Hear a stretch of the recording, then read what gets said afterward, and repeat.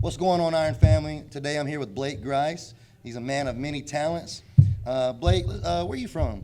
I'm from Columbia, South Carolina. Columbia? So born and raised in Columbia until I went to college. Okay, you went to high school and everything in Columbia. Yeah, I went to Dreer High School. And you went to the Citadel? I did. So I left Columbia in '97. 97. And headed down to the Citadel and did my time there. And then the day I graduated, I moved to Anderson, South Carolina. What brought you to Anderson? A girl. A girl? Yeah. Okay, So, that's usually how it goes. My girlfriend at the time. Yeah. We moved up to Anderson. She lived here, or she? Yeah, she was from here. And then y'all moved back. She was in college down there as well. So you met her at the Citadel? No, she was at MUSC. Okay. Doing occupational therapy school. Nice. And we dated that whole time, and then moved up here afterwards. Nice. Okay, you married now to her? No, No, different girlfriend? this was my first wife. Oh. So it worked out. Okay. I've got great, two great children, Absolutely. and my roots are definitely in Anderson now. So I'm Nice. an Anderson guy now for sure. sure. I can definitely But agree with my that. first wife was from Anderson. From Anderson. So here I am. So that yeah. brought you here. Cool. Yeah.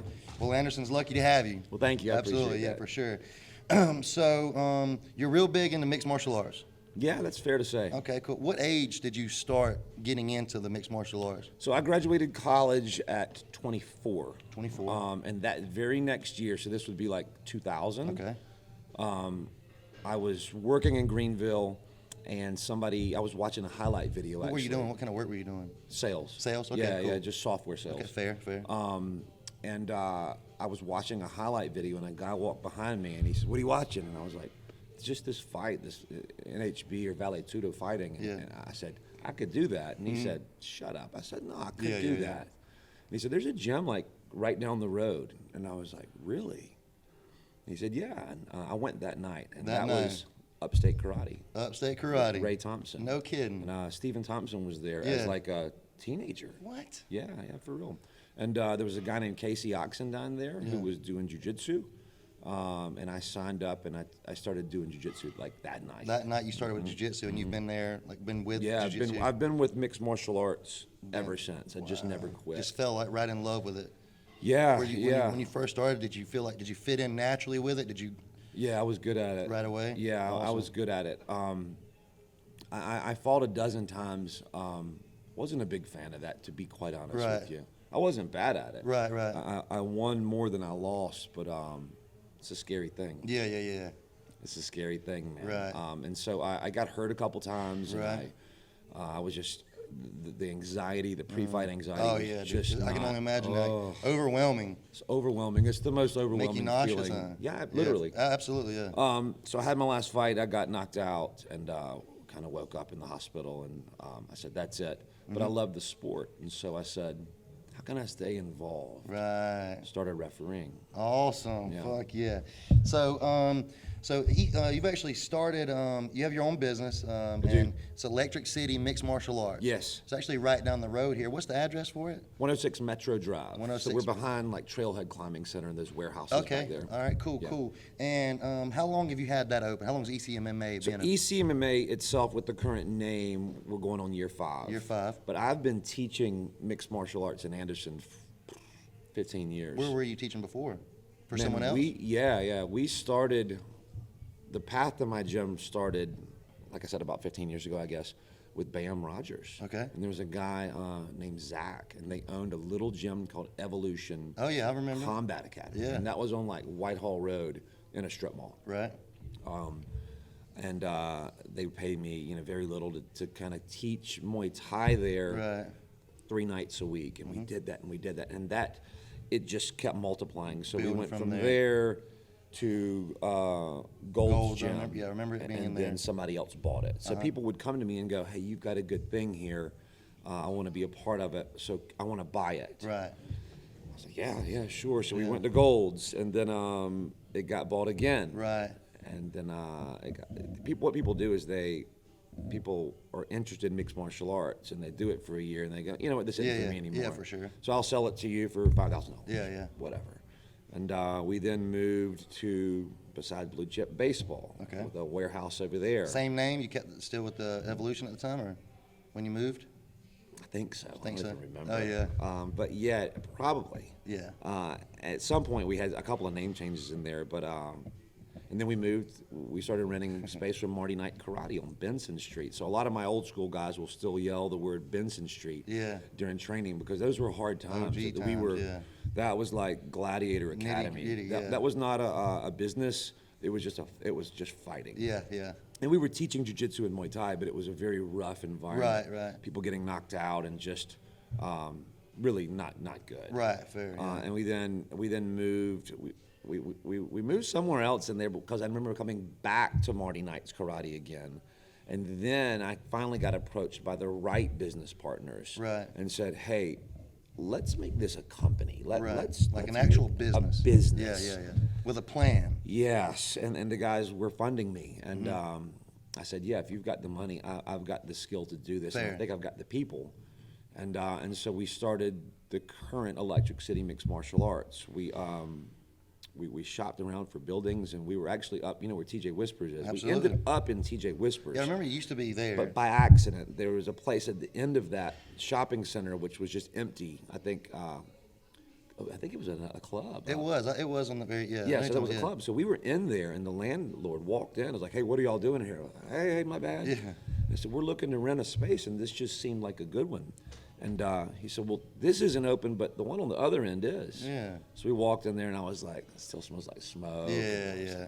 Like a damn club, huh? But it was big. Yeah. And I remember my business partner said, "We got to have 80 members to break even here." And I was like, 80 members? Yeah. We've only got 30. Like, what are we going to do?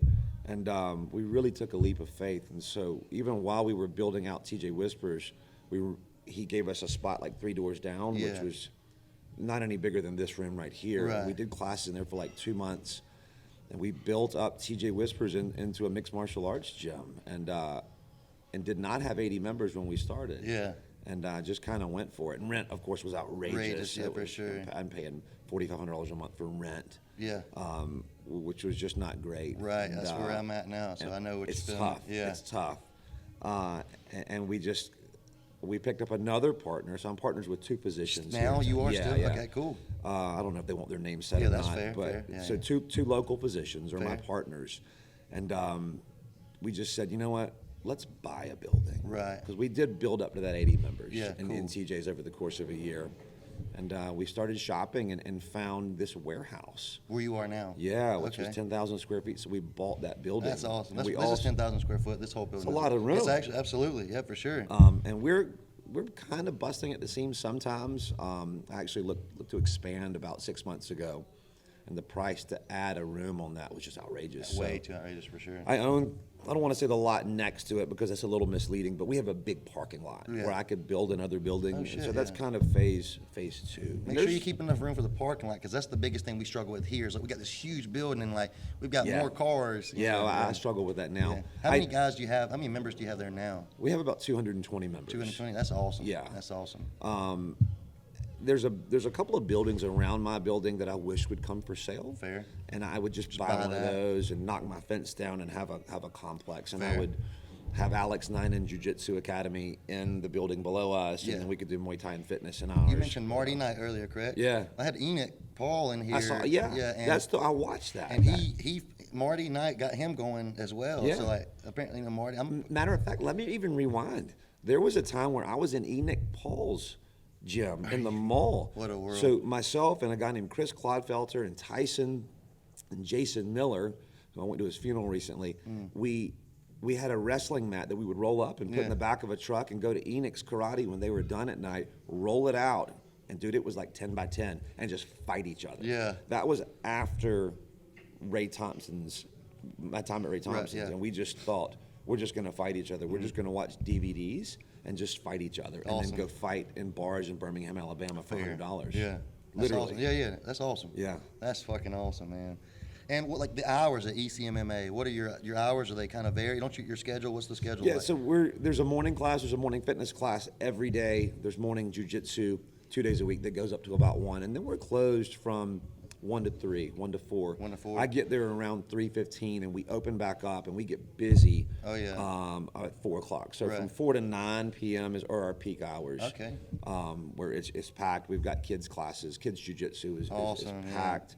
We've got on one side of the gym, we've got 35 kids doing jiu-jitsu, Right. and on the other side of the gym, we've got a lot of their parents that are doing it. fitness. That's So- what we do with the boxing here. Makes a lot of sense. Yeah, exactly. Like what it started is like a bunch of kids in the boxing program, the kids boxing program, and a bunch of parents just sitting over there. And Just I'm sitting. like, I was like, what are y'all doing over here? So we actually have a ladies class developed just from the moms. Yes. And then we got all the guys pushed over to the gym, so I can relate there. We just did the same thing with the ladies class. We just started a ladies-only awesome, man. jiu-jitsu class because, you know, Oh yeah, I saw that on your Facebook. if you're watching and you don't know what jiu-jitsu is, it's grappling. Absolutely. And the positions kind of can look weird. Absolutely, You know, you're yeah. on top of each other, and so Absolutely. there may be some ladies out there that don't want to roll around on the ground Right. with strange men. Absolutely. So we started a Especially when you start ladies-only getting jiu-jitsu. sweaty, you know. Yeah, it's I get kinda it. I nasty. get it for sure. Absolutely. If you have any kids or if you are interested in any mixed martial arts, I can't recommend anyone more than I recommend Blake, man. He's got it going on. So you said earlier that you had you refereed. Yeah, referee fighting. Wow. So let's talk about that. Okay. How long ago did you get started in the refereeing? Years? Dude. I can tell by the Facebook. 17, 18 years, like right as I was finishing up fighting, or maybe even while I was still fighting. That may be accurate. I think I was still fighting, and matter of fact, I know I was because I was cornering a guy in Alabama. Shit. So we're at in northern Alabama at a fight called Coliseum Combat, and one of the refs didn't show up. And I remember sitting in the rules meeting, and they're going like, "Hey, one of the refs didn't show. Can anybody do it?" And this is You had no background, no history of nothing. You're No, just there's like, no classes. I went, "I'll do it." And he's that like, fucking "Come on." changed everything. Changed the course of my life. the whole life. Isn't that crazy how just raising your hand Just- saying, I'll do it? Step going, you know what? Wow. I'm here. I'll do it. I respect that. I can figure this out. I'm that type of guy too. Like, Yeah. no, if nobody else is gonna fuck here. It's got to Yeah. get done. And then I was like, I kind of went, what did I just volunteer Yeah, for? I'm so guilty of that. Yeah. And so, I mean, I wasn't dressed for it. Right. And he said, all right, come on up. And I did the show that night. And I remember, I had fought and I had watched. So you were familiar with the whole Yeah. game before. So you ain't like you just took somebody off the streets and say, No, you come around. no. I was Plenty of probably knowledge. as qualified as anybody in the room. Fair. But I could not have told you all the rules. Fair. Right, By right. any stretch of the imagination. I just really But winged you had a it. general like, this is right, that's not. Yeah. But if there was a foul, I wasn't sure of the foul process. Fair, I didn't know how you got to a no contest or a decision or a disqualification. I knew none of that stuff. yeah. And I don't know if anybody did. Yeah, for sure. Back in What the a day, fucking it was story. called no holds barred fighting. Yeah, absolutely. you know? Yeah, I and remember so the I came home and I went, that was okay. Yeah. And you actually enjoyed it, clearly. Yeah, the gears started going, and there was a show going on in Atlanta called Wild Bill's Fight Night, and we were going down there a lot, and I called him and I said, David, there's a story about David Oblast too. I want to talk about that because he's bringing actually a fight to Anderson. Oh, So yeah. we'll talk about that. Yeah, for sure. I called David. I said, "Can I ref a fight on one of your cards?" And he's Yeah. like, "You've never done that? What do you?" I said, "No, I did. I did it last weekend." Yeah. And I remember like getting one match on one of his cards, and people were actually requesting, "Don't let Blake do that because he's new." And I did it, and then I did it on the next one, and I did it on the next one, like 2 fights. So you self-made you made Completely. yourself there, yeah. And then the rest is history. I love it. I just kept doing it, and that's the key to anything in life. That's so you true. know? Consistency and That's like it. you were Consistency is determined to king. be a referee, and I'll be damned, dude. I was determined to own a gym, Yeah. and a lot of people said, "This is a hobby. You've got to go out and get a real job." Oh And yeah, I I've heard that. said, "No, I don't." You know, I admire your passion and your determination, man. Yeah. I didn't know that about you. That's awesome, man. Yep. So refereeing makes you travel. You travel a lot. Oh with man, I refereeing? travel a lot. I go to Dubai in 6 days. 6 days. You were just somewhere last week or the week before, I believe. I travel all over the place. You probably saw me out in Cheyenne, Wyoming, a couple Right. weeks ago. This is my 45th trip to the Middle East in 7 years. Jesus. So you'll be reffing in Dubai. Yeah, well, actually, Abu Dhabi, Abu Dhabi. which are, if you're not familiar, it's kind of like Greenville and Anderson. Right. It's about an hour and a half drive Fair, from each fair. other. So I'll fly to Dubai Wednesday, get there Thursday night. We've got 2 shows. Yeah. They have their UAE Warriors Arabia, so all from the region, Yeah. fight Friday night, and then their big show Saturday night from people all over the world. And so we've got a double show, and then I'll come home Sunday morning. Awesome, man. Yeah. That's awesome. And clearly you love it. You look happy talking I about it. do love it. I love the people there. I love the people that I get to work with, and unfortunately, the guys that I normally work with at that show. So, Mark Goddard Yeah. and Frank Trigg, neither one of them can come. And so they're busy guys. Fair. And so I think I'm going to be working with a local guy there, which is cool That's with cool. me. Yeah. And we'll handle the show. And, That's and awesome, I'll be man. home. I'll be home Sunday. Yeah, cool. I'm about to check in and watch everything. It's cool. live on YouTube. I'll send you a link. Yeah, send me the link. Yeah, Hell, I I'll will. share it. I will. Yeah, for sure. That'd be awesome. Okay, and how was traveling like with COVID? Is it still crazy as terrible. hell? It is? Dude, it's terrible. You know, you get a test before you go. Mm-hmm. How many times have you been tested for COVID? Oh, man. The nose? Yeah. How many times?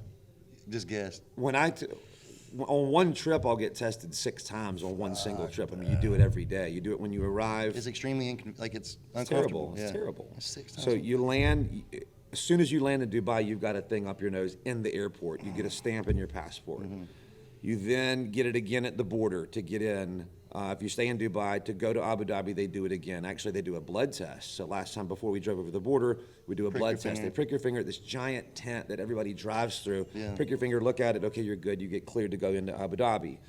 When you get to Abu Dhabi, they test you again. You wait for the After results. you were from your just test. tested, You're yeah. just tested. You're tested day after day. Fair. Then, of course, they test you again before the show and then again to go home. Damn. And you got to get that clearance to go home. So it's always like, Oh, God. feel normal, but You never, and still in the back of your mind, like, fuck it, they say no. man, that's it. You're Yeah, stuck. Then you go. Then you're there for 14 days. At least, right? I can't handle it. No, that'd be the worst. Yeah. And so it's kind of different. And like early COVID was really bad because I got there and my hotel in Abu Dhabi is super nice, but there's a big restaurant at the bottom and there's a lot going on. And you get there and all that was dark. Ooh. So you're getting room service, but not like menu, like you're just getting a bag of food 3 times a day and you're sitting in your shit. room like, oh, this is not shit. fun. And, Yeah. and everything's closed. And now things are a little bit better. They're open. Things are The opening back restaurant's up. back open, and like it's a buffet, but you can't get it yourself, but they come do it for Right. you. But you still have to go through the testing, and it's when you're driving into Abu Dhabi, you're just in the desert, Right. and you come on the border, and there's this giant white circus tent. That's as big as that building. Okay. And you go in, and it's kind of sketchy. Yeah, man, I imagine so. and People they're wearing going- weird shit like hazmat suits. Yeah, I mean, basically, Oh, and but if you're not on this list, you get when people are arrested in their home, a monitoring Yeah. bracelet to monitor Yeah, you. so you're like on if you're not fucking on house this arrest. list, they put it on your. It looks like a watch, Yeah. and then they monitor Like a where you Fitbit. go until your test comes back. And I wasn't on the list last time, but I was supposed to be. So that's like an hour and a half delay, and I was finally found on the list, and then they let you go. So it's a lot of. Yeah. And go. And then when you finally get back on the plane to go home, it's Yeah, like a stress relief. I'm coming home. You were talking about the buffets earlier. You know what kills me is like the buffets here. They're like, don't go to the buffet until you put this glove on. So you grab the gloves with your hands, Yeah, it's and then dumb. you take it and put it on with your dirty hand. It's so dumb. And then you're gonna go and The word for that in a lot of things these days is virtue signaling, and it's Okay. a company going, we're going to appear that we're doing Yeah, great things, yeah. even though it's not doing anything. it's not doing a damn thing. And I can't do that Use your anymore. dirty. Yeah, me neither. I can't. Use your dirty hands to put this clean glove on. I was at Best Buy last week, and the guy in front of me did not touch the counter, and the guy walked around. I just had one thing. It was Yeah. this big. I was buying a thing for my MacBook. Yeah.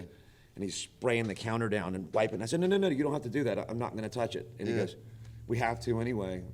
Even I if said, you didn't "But touch it." that guy didn't touch it, and neither am I. And he goes, but sir, back up. We have to. And I come up and I hand it to him, and I'd pay, and Yeah. I said, you're going to do it again, aren't you? Yeah. He said, I'm going to do it again for an untouched counter. It's virtue signaling. That's They the want same everybody thing to know at how Dollar good they're General. doing. That's the same thing they do. Like, dumb. I didn't even use a card, and then the lady sprays the damn thing when I'm finished. I'm like, I didn't use The it. lady before me didn't either. How about when they used to cover it with plastic? You're touching the plastic. the same plastic that fucking the guy that just coughed his Dumb. COVID in his It's hand? dumb. Yeah. Have you had COVID? No, I haven't. I've had it. You've had it? I I've had like, I'm sure like symptoms. I've been sick as shit, but I never like went and got tested or whatever. Dude. But Now listen, COVID is a real Oh, I disease. I don't believe want to. it. People are dying from it. I don't want to downplay that. But for me, Yeah. personally, I ran a 1:47 half marathon with an active COVID case, and I didn't know it. Mm-hmm. I ran all week. I ran 40 miles that week, and one night I was a little sweaty, and I was in Hobby Lobby, and I was like, told my wife, I said, "Is it hot in here? Or is Yeah. it just me?" She goes, "Maybe it is." She had it too. Yeah. And then I only got tested to actually get on the plane for Dubai, and it And came that's- back positive, and I was like, "Oh shit!" oh fuck, I got COVID. And I had to call them and say, "Hey guys, I can't come." Yeah. And I retested 3 times because I knew that test was wrong. Yeah, that's I true. was sweaty when I went. sweaty one night. And I had a little bit of anxiety, which I don't normally deal with. Fair. I was at my house and watching TV, and I was like, Oh, yeah. I feel weird, man. Yeah. And that was COVID. Did for you me. taste or smell any of that shit? No, that was it. Just that. That's it. Were you under the weather at all? No, Or? I ran all week normal. Yeah. I ran past here Yeah, seven times. several times I always wave at you. With an active COVID case. Now, of course, I didn't know it. When I found out that I had COVID, I still ran. I'm running by myself. Yeah. But you can't go to the stores. You know, some people having to go shopping for you. That was for me. Yeah. That was the biggest inconvenience, Fair, is being kind of stuck in your house. That's cool. Yeah, that's fair. But you know, I've had friends that were in the ICU with it. That's true. It's a real weird disease, man. It really is. It affects everyone differently. It you know, does. like Terry from Skin Graphics or Artistic Ink. He's the one that tattooed my whole Yeah, head. yeah. Him and I were talking 2 weeks before he was diagnosed with COVID about COVID and how it affects everyone differently. And then 2 weeks later he got it, and then 2 weeks later it took him. You know, and I didn't know that. yeah, I know Terry. Yeah, from Artistic Ink. Yes. Yeah, he had COVID for 2 weeks. He was in the I did not ICU. know He was in the that. ICU for a week, I believe it was, and then you know, it took him, and then it was crazy. I was like, dude, fucking 2 weeks ago, him and I, he was tattooing this right here on my arm. Yeah. And then 2 weeks after I got the tattoo, wow. you know, I hear that, and I'm like, fuck. So like you said, we're not downplaying COVID by any means. It is a very severe and intense thing, but like you said, it affects everyone differently. You know? Yeah, so for sure. It's a real touchy subject, I believe. So It is. Yeah. It is.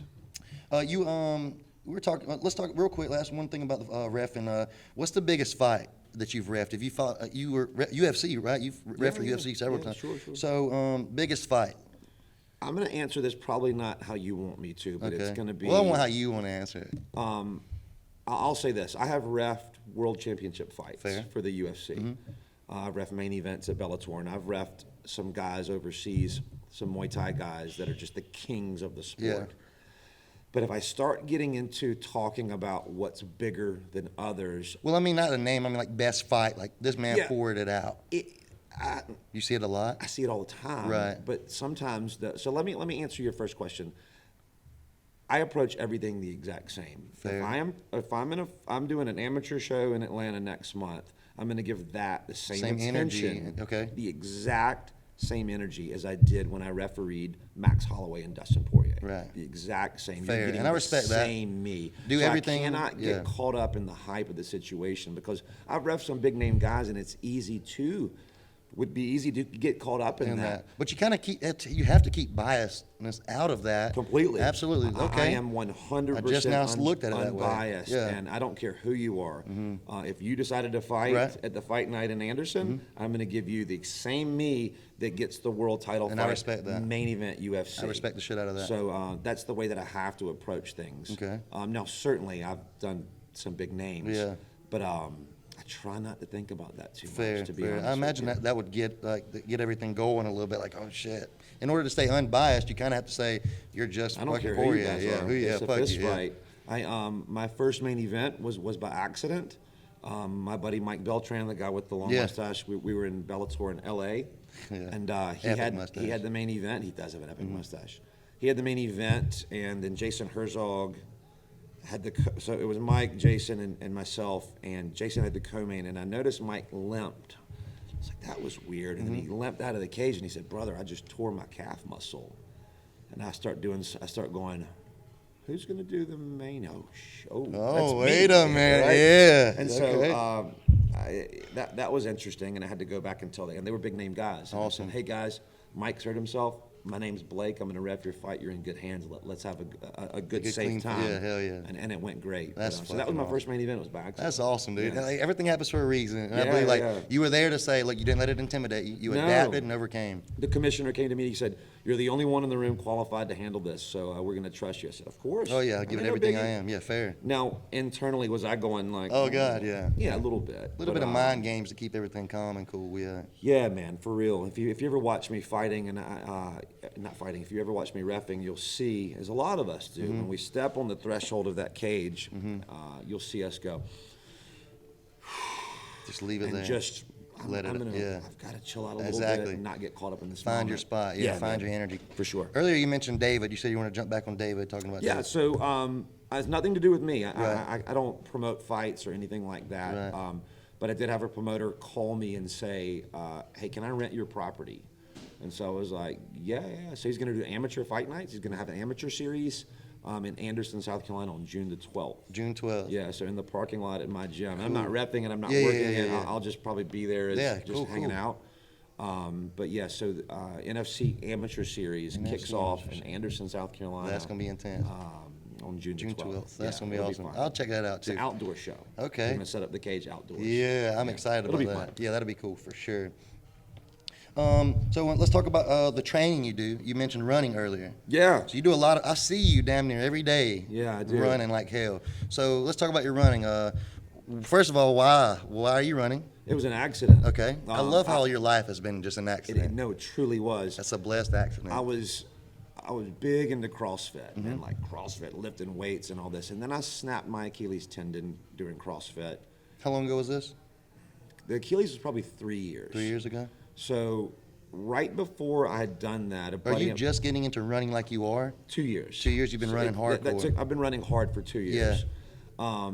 And I was doing CrossFit. I snapped my Achilles tendon, and I was running, but I was changing directions. I was sprinting, and so that took about a year to get back. And I did a CrossFit workout with a buddy of mine named John Hillers, who's a dentist here in town, and he programmed it, and it had like 4 miles of running in it. And then I was like, oh, that's a lot of running, and I did it, and I went, oh. Wasn't terrible at that. So your first run, you were like, oh, this ain't too bad? Yeah, I mean, I had run before, Yeah. But never any real distance. Distance, yeah. And after I rehabbed my Achilles, I went for a run, and I went on the connector, and I did 3 miles, and then I did 6, and then I remember going, and I didn't know what I was doing. Right. Nutrition, Yeah, I didn't yeah. even have a Garmin watch. I'm Right. just like, Going. just aimlessly running. And I ran 10 miles in Anderson by myself one That's night. a relentless pursuit, I man. started at Grady's. I did the connector. I took a right on 81, back to the hospital, down So you East looped Greenville around. Street, and I looped back to Yeah. Grady's. And I did 10 miles, and I was like, whoa. Damn. And so I signed up for the New York City Marathon. And I got into the New York City Marathon with fundraising. So there's a lot of great people in Anderson that helped me with fundraising. And I raised $3,000 for charity. And I got a bib for the New York City Marathon. Yes. Which was this past November. That, of course, COVID canceled. Yeah, for sure. COVID, Did took everything. a lot, yeah. And so that sucked. Well, when the New York City Marathon canceled, I noticed that I remember I got a really good running coach. So my running really started evolving when I started training. Good for coaches New York change City. everything. He's changed my life. Absolutely. So, and I've really got 2 coaches, and I haven't given her as much credit as I should. But so Mark Rainwater is my coach, and then his partner Kelly Eves, and she's a phenomenal person and a great runner. She's helped me a lot more maybe than I realized. So those 2 coached me, and I was getting good, man. And the race canceled. So they canceled? Yeah, they canceled the New York City Marathon, which was a real bummer. But I noticed that there was a sprint triathlon that was going on. Right. And I emailed my coach, and I said, how terrible of an idea is this? And he goes, I think it's great. Because you're already in running shape. I was in running shape. Ready for a marathon. I had a road bike. I think maybe I did, but I hadn't swam. Right. And so it was actually this race, and that was not Andy's on purpose. It was Andy's Another race. accident. Right. I love it. And it was a 400-yard swim, which then scared me. Yeah, Like, hell yeah. Oh, shit, that's 4 football fields, Yeah. man. Swimming. And that still is not a short swim. Fuck no. And then a 15-mile bike, and then a 3-mile run. And so I thought, I can do that. And so I was in the novice division because it was my first race. Fair. And I placed. I think I placed first or second. Right. Oh, shit. Yeah, but I was hooked. Yeah. I was like, oh, man. So it ignited a fire and That was a passion for it. fun. And so then I really shifted my focus to triathlon. Right. And I did 4 or 5 more that season. And I think I placed in all of them. And So you're excelling in it. Yeah, I'm getting good Okay, at it. yeah. And I joined the Y, and I started swimming. And, I swim every day now. Yeah. And then I got a nice bike, and I started biking, and I got a cycling coach. I go to Jamie Church at Tri-Bus Coaching. Yeah. He's right behind Mama Penn's. He's got an indoor cycling center for triathletes. Oh, really? And just cyclists. Yeah. So that's where I'm going at noon today. And so Oh, we do shit, indoor okay. cycling on a trainer on your bike. And so I started getting decent at it. Yeah. And I said, I want something bigger. And so I started looking at the Ironman. I've always been envious of my friends that have that Ironman tattoo on the back of their leg. Yeah. And I'm running with them, and they're faster than me, and I'm going. The tattoo's making them faster. Right. Yeah. And I'm kind of going, can I do an Ironman? And I'm going, no, I can't. So I said, I'm going to be realistic, and I'm going to sign up for a half Ironman, or what Fair. they call a Ironman 70.3. Okay. Which is 70.3 miles. So Jesus. 1.2 mile swim, 56-mile bike, and then a half marathon. So all of those things, I go, well, I can do all of those things individually, easy. But when Putting you them together, I don't know. changes the game. So I signed up for the 70.3 Ironman. Relentless. Which is in October. that would have been this October. Yes, this coming October. And in the meantime, I was doing the Greenville Half Marathon just as a training run. Right. And I had a time goal, and we were doing a run. We were doing a brick workout. So we were doing a swim straight into a run about a month ago, me and Charles Timms. Okay.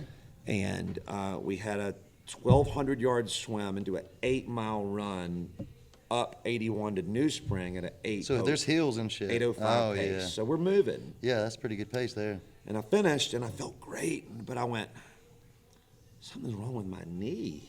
Oh, that's the worst fucking There's thought and something feeling. going on down there. And the next morning I woke up and it was swollen. Swollen up. And I went, this Oh, isn't no. good. This is not good. So I immediately made an appointment with an orthopedist. And the long story short, I ended up driving to Atlanta, and the doctor did an MRI, and he pulled it up, and he said, this is not a joke. He said, fuck.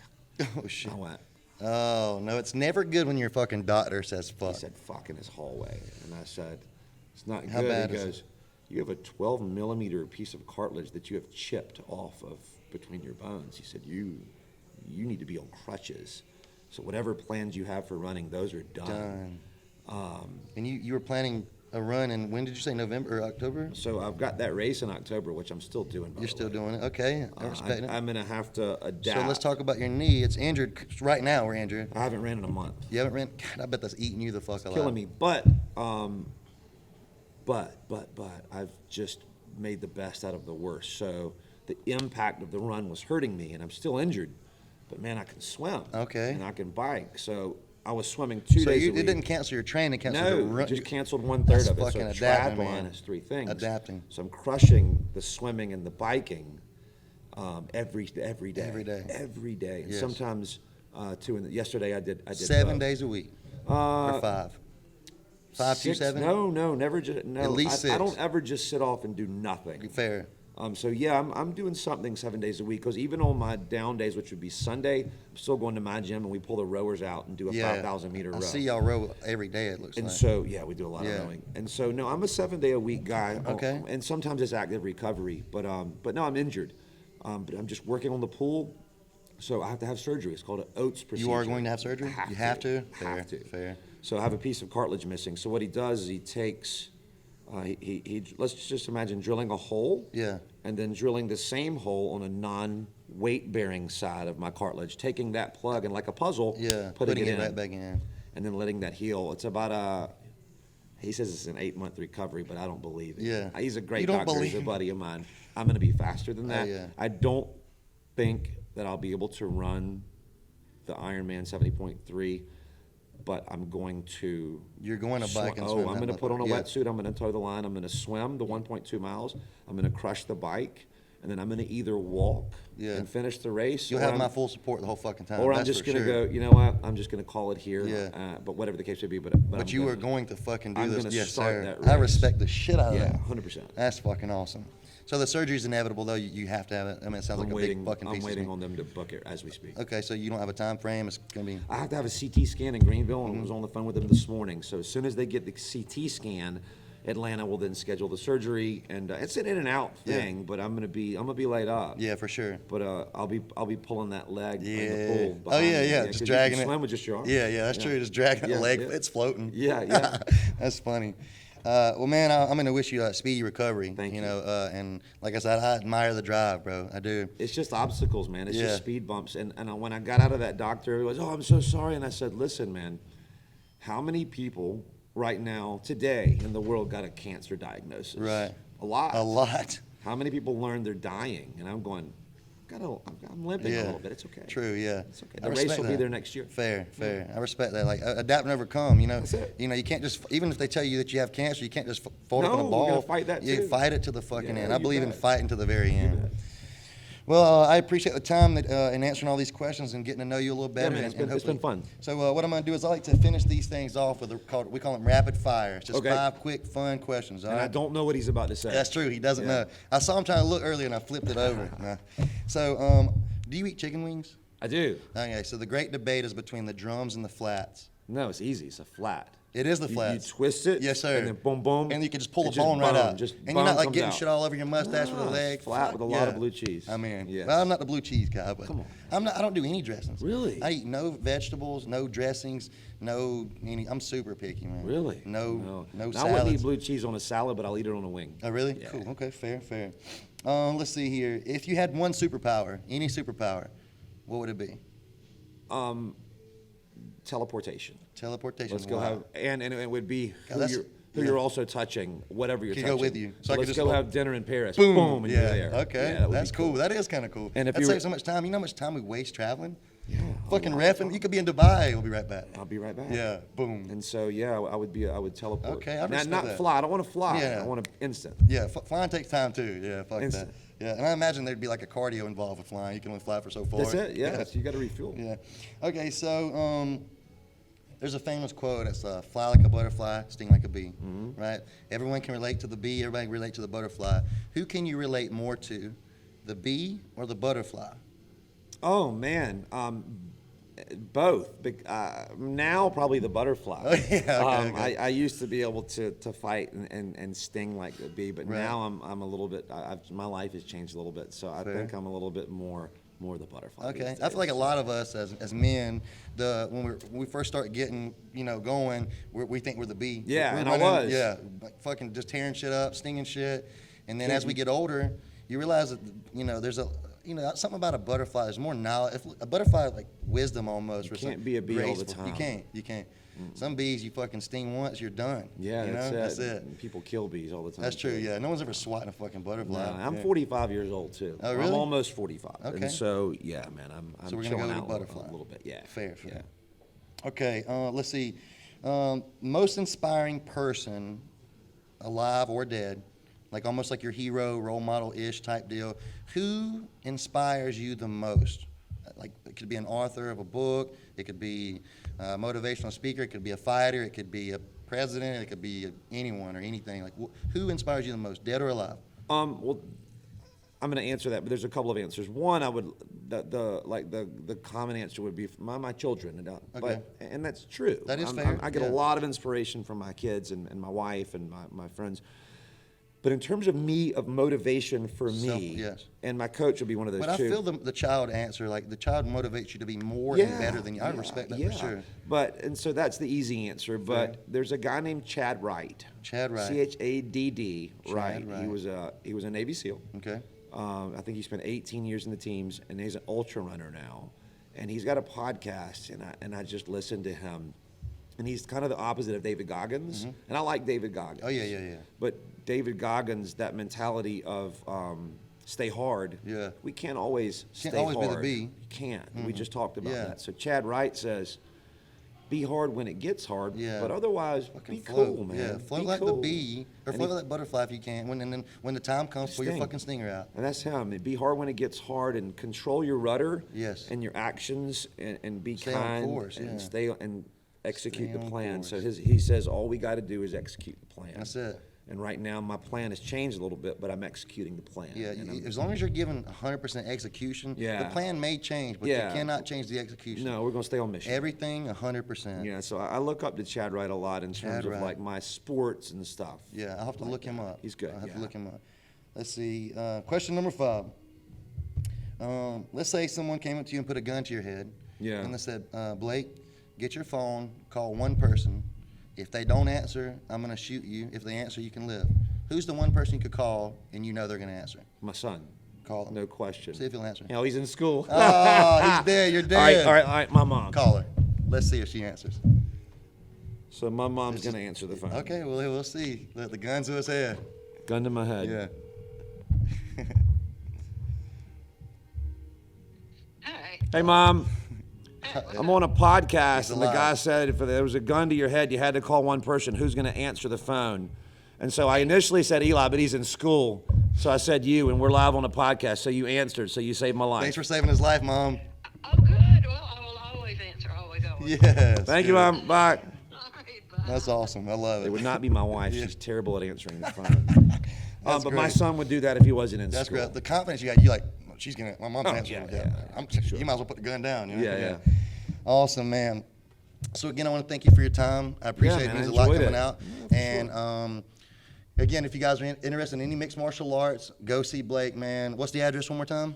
106 Metro Drive, and everything is on the website, which is just What's your website? electriccitymixedmartialarts.com. Electric City Mixed Everything's Martial on Arts. there. What we'll probably do is I'll either myself or you will put a link in below the video Okay. so everyone can click and on the it. first class is free. They want to come do some jiu-jitsu or Muay Thai or fitness. It's Cool. free. Come hang out. Make sure to come check him out. And you have it Facebook, Instagram. Yeah, Blake Grice, Facebook, and then Instagram is Blake_Instagrice. Instagram. Cool. What Very we're going to do is clever. we'll put that somewhere on the screen.